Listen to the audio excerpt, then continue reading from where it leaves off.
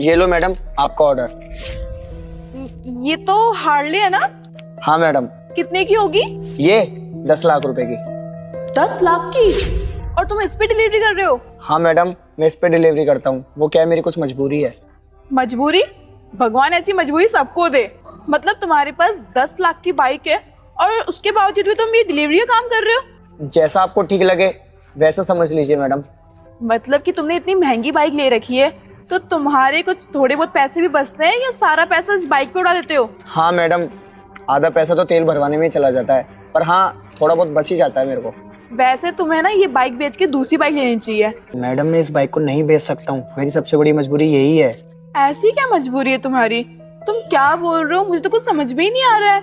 Madam मैं आपको कैसे बताऊँ, पहले मैं डिलीवरी का काम नहीं करता था। तो फिर क्या करते थे?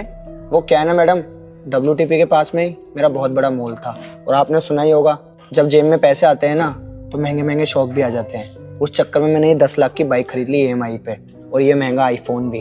कमाया तो मैंने बहुत, पर कभी सेविंग नहीं करी, और दोबारा काम स्टार्ट करने के लिए मेरे पास पैसे भी नहीं थे, और मेरे पास तो इतने पैसे भी नहीं है कि मैं इसकी EMI भर सकूं।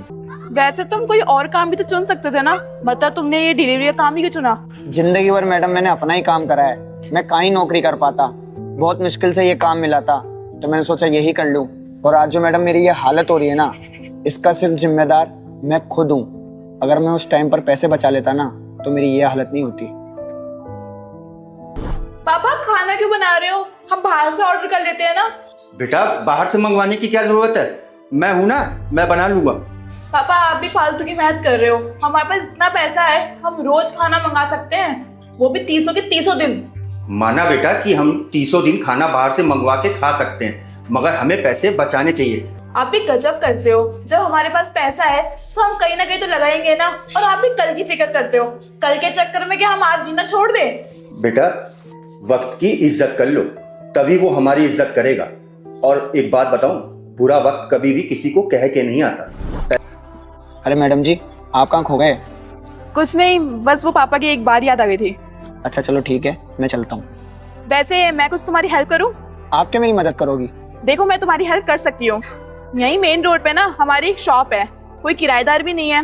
शॉप भले ही छोटी है पर स्टार्टअप करने के लिए बहुत अच्छी है। मैडम मैंने आपको बोला था ना, मेरे पास पैसे नहीं है। अगर मेरे पास पैसे ही होते तो मैं मेरा काम ही स्टार्ट कर देता। मैं तुमसे किराया कब मांगा? देखो जब तुम्हारा काम अच्छा चलने लगे, जब तुम्हारी जेब में पैसे हो ना, तब मुझे धीरे धीरे किराया दे देना। कोई जोर जबरदस्ती नहीं है। ये लो दुकान की चाबी। थैंक यू मैडम, मैं आपकी वजह से अपना काम वापस से स्टार्ट कर लूँगा। ये लो मैडम शोरूम का किराया, और थैंक यू सो मच